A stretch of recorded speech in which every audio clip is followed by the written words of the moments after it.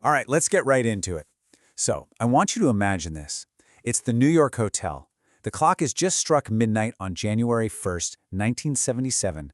Sun Myung steps up to the podium to give a New Year's speech. But this isn't just any speech. This was the moment he laid out a whole new reality for his followers. And with that one sentence, everything changed. He was essentially declaring that after years and years of struggle and hardship, 1977 was going to be the year of victory. No more just surviving, the movement was about to start thriving. So why was this such a massive deal? Well, to really get it, you have to understand how Moon saw the past. He basically said that all of history, right up until the end of 1976, was just one long period of paying off a massive spiritual debt. And that whole era was defined by one really important theological idea. And that idea is indemnity. You see, in his theology, indemnity was the process of making up for all of humanity's spiritual mistakes, going all the way back 6,000 years to Adam and Eve. The years before 1977, that was all about this tough, painful repayment. This really breaks down the shift perfectly. Before 1977, he said they were in a vertical struggle, a history of up and down failures, trying to lay a foundation that just kept cracking. But Moon declared that as of now, that foundation was finally unbreakable, invincible. The new mission was all about horizontal expansion, a guaranteed, victorious push out into the world. So, what was this new era of expansion supposed to look like? Well, Moon boiled his whole vision for the year down into one single motto. And this motto? It was built on two core pillars that were meant to guide literally everything the church did from then on.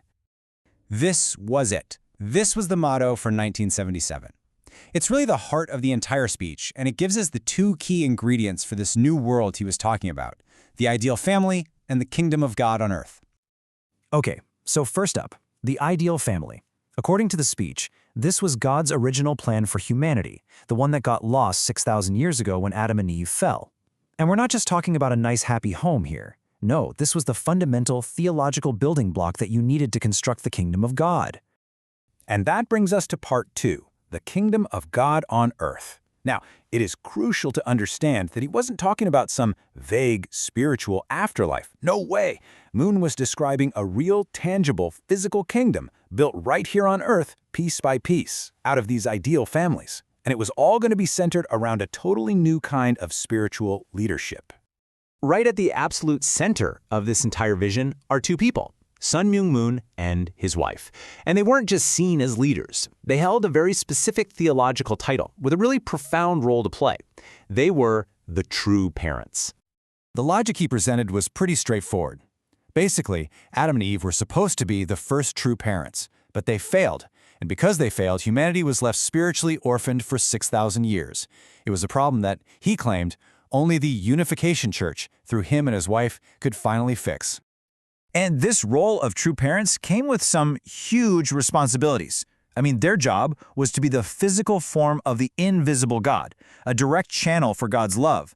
They were to be the spiritual parents for every single person on earth, and their family was the template, the first perfected family that all others would be modeled after. And he put it pretty bluntly himself. This quote from the speech really makes it crystal clear. He's creating a direct line between his own image and God's manifestation on earth. For his followers, the true parents became the primary way to actually see and interact with God. So, this new vision didn't just create a new community, it actually created a whole new map of the world. One that was split right down the middle into two opposing forces, a heavenly world and a satanic one.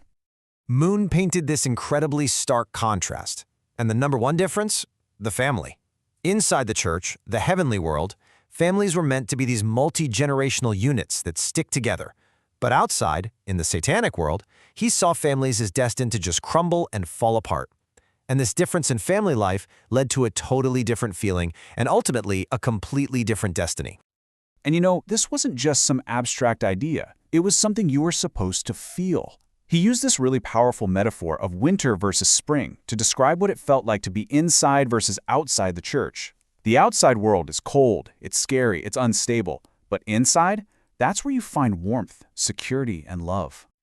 So, you might be wondering, how does a person actually become a citizen of this new heavenly world? Well, Moon didn't leave it up to chance. He gave his members specific homework for 1977, a set of 3 internal awakenings that they absolutely had to achieve. Okay, so here are the 3 steps. First, you had to realize, deep in your bones, that you are a direct son or daughter of God. Second, you had to believe that you were a qualified citizen of this new kingdom. And third, you had to accept that this whole world was your rightful inheritance from God. And look, this wasn't just about positive thinking. Not at all. In this framework, these realizations were the actual process of transforming yourself. By truly achieving this new mindset, a follower could, in theory, perfect themselves and officially qualify to be a part of that ideal family and the kingdom of God on earth. So as we've seen, this was an incredibly powerful vision, all delivered on a single night. It completely redefined the past, the present, and the future for thousands of people, giving them a detailed blueprint for a whole new reality. It really leaves you with a pretty big question to think about. How can a single vision, from a single leader, so fundamentally reshape an entire community's world?